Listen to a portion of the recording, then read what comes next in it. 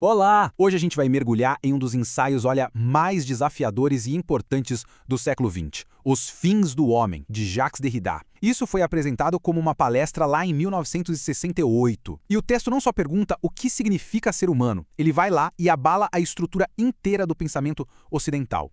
Para começar, essa citação super provocadora do Michel Foucault, que era contemporâneo do Derrida, já nos joga direto no mistério que a gente vai investigar. O que esses pensadores queriam dizer com o fim do homem? E não é o apocalipse, mas sim uma questão filosófica muito, muito mais profunda. É fundamental a gente entender o contexto da época. Derrida apresentou essas ideias em outubro de 1988. Um ano de protestos estudantis, de agitação política no mundo todo, de transformações sociais gigantescas. O próprio Derrida chega a mencionar no texto os protestos em Paris, o assassinato de Martin Luther King. Ou seja, a filosofia nunca acontece num vácuo, né? Então, é essa pergunta que vai ser nosso guia.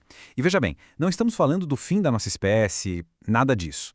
É sobre o fim do homem com H maiúsculo, sabe? Aquele conceito que a filosofia colocou no centro de tudo, como a medida de todas as coisas. A ideia aqui é desconstruir isso, passo a passo. Ok, para a gente começar a desconstruir, primeiro a gente precisa entender o que exatamente está sendo desconstruído. O alvo do Derrida era uma força intelectual que dominava o pensamento da época, o humanismo francês do pós-guerra. Pense em Jean-Paul Sartre, por exemplo. O conceito dele de realidade humana botava a experiência e a consciência do indivíduo no centro de absolutamente tudo. Derrida aponta que essa era a ideia dominante. O homem era visto como o horizonte e a origem de todo o pensamento. Era, na sua essência, uma forma de humanismo.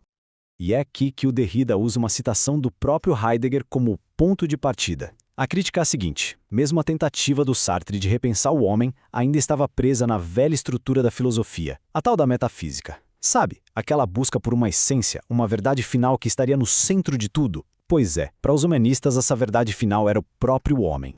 E aqui vem a primeira grande virada de chave. Derrida mostra que os grandes filósofos alemães que influenciaram os franceses, gente como Hegel, Husserl e Heidegger, eles mesmos já tinham tentado criticar o humanismo. Só que, na visão do Derrida, as tentativas deles tinham falhas. Eram como armadilhas.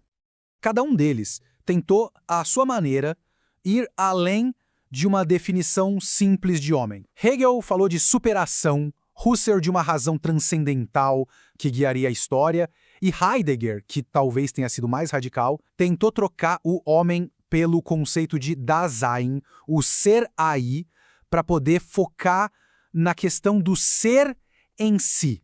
E é aqui que está o pulo do gato de Derrida. Ele argumenta que cada uma dessas críticas, por mais poderosas que fossem, acabou caindo numa armadilha ainda mais sofisticada. Hegel só move o homem para um plano teológico. Husserl cria um humanismo transcendental. E até o Heidegger, quando define o Dasein como o ser que nós somos, acaba de um jeito bem sutil, colocando o homem de volta no centro de tudo. O Derrida nos dá uma metáfora bem forte aqui. A filosofia ocidental seria como uma casa, a casa do ser. E essa casa, pela sua própria arquitetura, parece que sempre precisa ter alguém morando no centro. Então, o ponto central é este. Para Derrida, o problema não era achar uma definição melhor para o homem. O problema era a própria estrutura do pensamento metafísico, que parece programada para sempre ter o homem de um jeito ou de outro como seu pilar de sustentação. Vamos ver como isso funciona na prática, usando Heidegger como exemplo. A filosofia precisa de alguém para perguntar sobre o que é o ser. Heidegger chama esse alguém de Dasein. Mas quem é o Dasein? Somos nós. E aí, de repente, quase sem perceber, o nós humanos estamos de volta, ocupando aquele lugar central que a filosofia estava tentando esvaziar. É um círculo vicioso, quase impossível de escapar. Diante dessa armadilha toda, o que a gente faz? No final do ensaio, o Derrida apresenta duas saídas bem radicais, inspiradas em outro filósofo, Friedrich Nietzsche. São duas maneiras de pensar esse fim do homem. De um lado, a gente tem o homem superior de Nietzsche. Ele é o humanista no seu auge, aquele que tenta aperfeiçoar o passado, que fica guardando a casa da metafísica. Do outro lado, a gente tem o Übermensch, o além do homem. Ele não tenta consertar a casa, ele a abandona. Ele sai dançando em direção a um futuro desconhecido, sem nem olhar para trás. Essa ideia de um esquecimento ativo é muito poderosa. O Ubermensch não só critica o passado, ele esquece o passado ativamente, numa espécie de festa cruel, para abrir espaço para algo que seja totalmente novo. É uma ruptura, não é uma reforma. Para fechar, Derrida nos leva de volta para o começo, para a ambiguidade do título do ensaio dele e para a identidade desse nós filosófico que parece estar sempre falando. O título, Os Fins do Homem, tem um duplo sentido genial. Fim pode significar o objetivo, a finalidade do homem, seu propósito, mas também pode significar o seu término, a sua morte como conceito.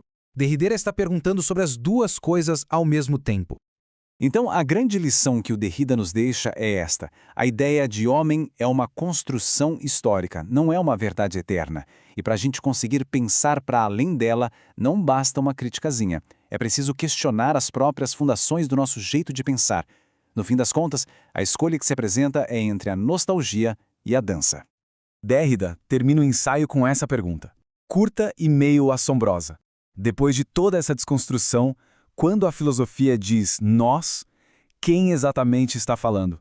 É uma pergunta que ele deixa ecoando, nos convidando a continuar o questionamento.